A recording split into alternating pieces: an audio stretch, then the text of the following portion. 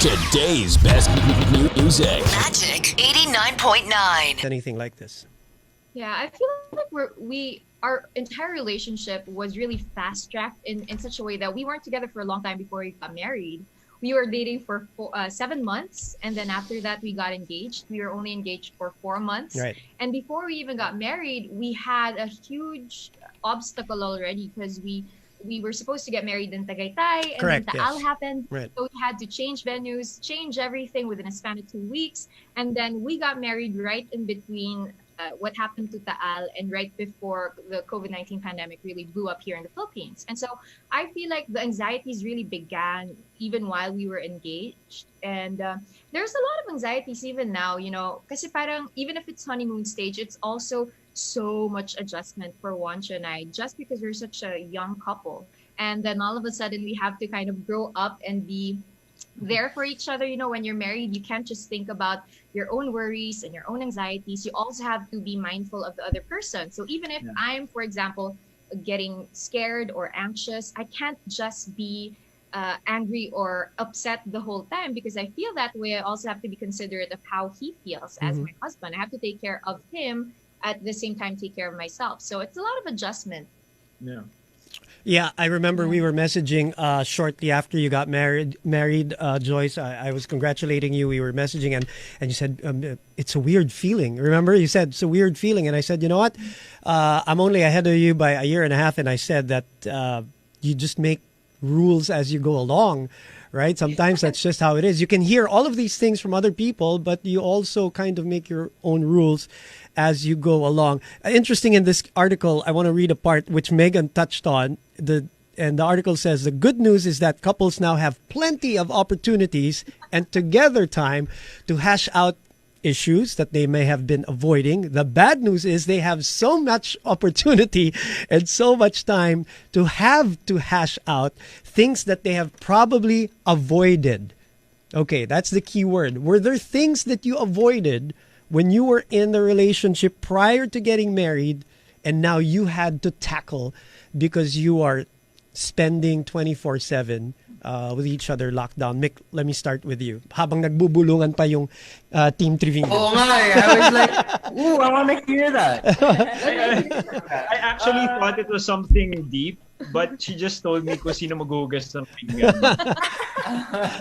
That's avoiding washing the dishes. Yes, go ahead, Mick. Avoiding. I guess before getting to that, what issues we've avoided, I just want to share, I guess, a small anecdote Please. about Megan and her anxiety. 'Cause Please. she's the more anxious person between us. So when the ECQ started, she was extremely anxious, not just mildly anxious, but actually extremely anxious. And I think I would say that, safe to say you had an anxiety attack once or now. twice, yeah? Parang once now.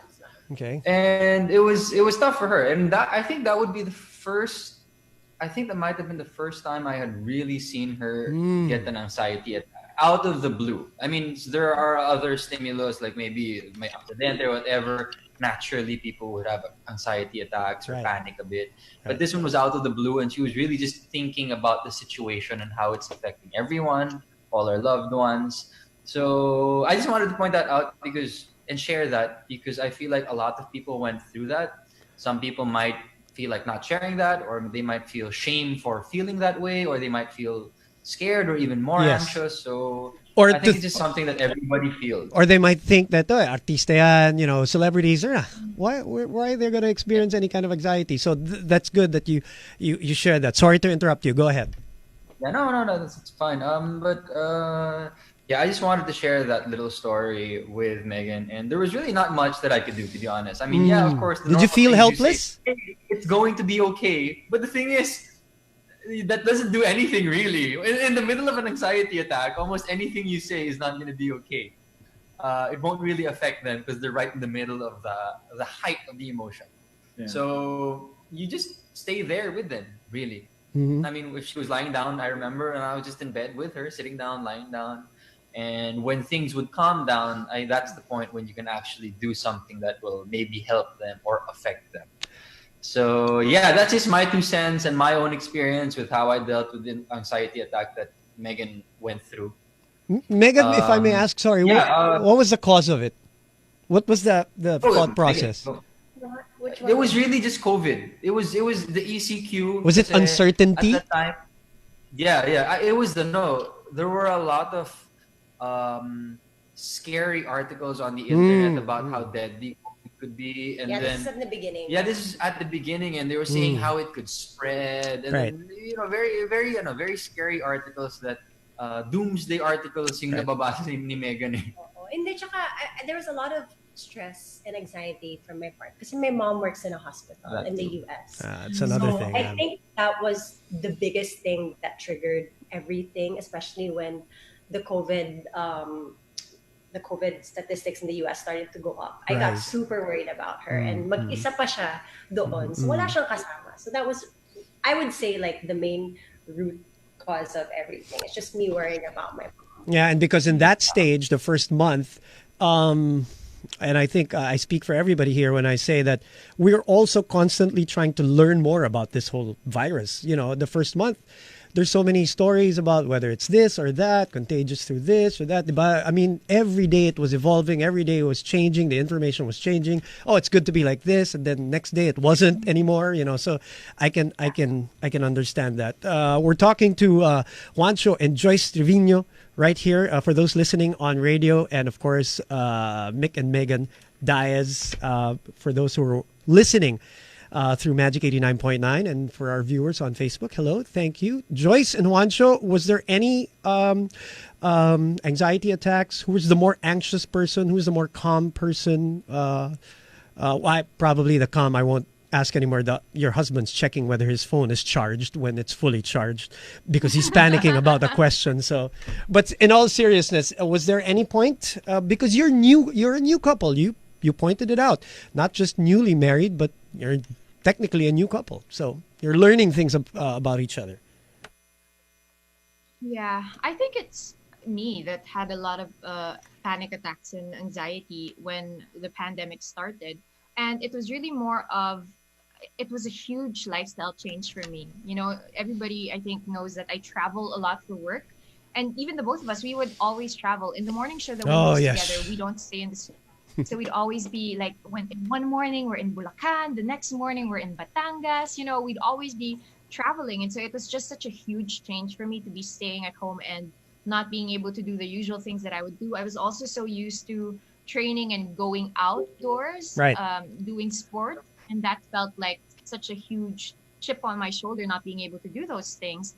But yeah, I had a lot of panic attacks, and Juancho and I had a lot of fights that came from that, only because I wasn't able to express to him that the reason why I was acting a certain way was because I was anxious about the whole situation. So parang he would get a certain action that I do, and then he would take it as I'm fighting him instead of I'm trying to battle something inside of me and I don't know how to express it. And, you know, I talked about this on the podcast already. And I did mention that I started seeing my therapist. And I feel like, as Mikael mentioned earlier, a lot of people find shame in that. You know, they feel scared to not to approach anybody, to ask for a professional help because people will call you crazy. There's a stigma that follows that. But for me personally, because I was having a lot of panic attacks and anxiety attacks, and my depression came back, I had to do something that could help our marriage be better, because what I was going through was affecting us already. And I couldn't I think the one thing that we realized now that we're married, you can't ever expect the other person to fix you. That's the common misconception when you get married, right? That Or to complete you. That you need this other person to feel better about yourself, or you need this other person to fix you. And I feel like that's just such a huge pressure to place on somebody. Of course, they're there to take care of you, to love you, to nurture you, to be there for you, as Mick mentioned. But at the end of the day, these are battles that you have to face on your own and figure it out, so that when you go into your relationship and in your marriage, you can also be there for your partner.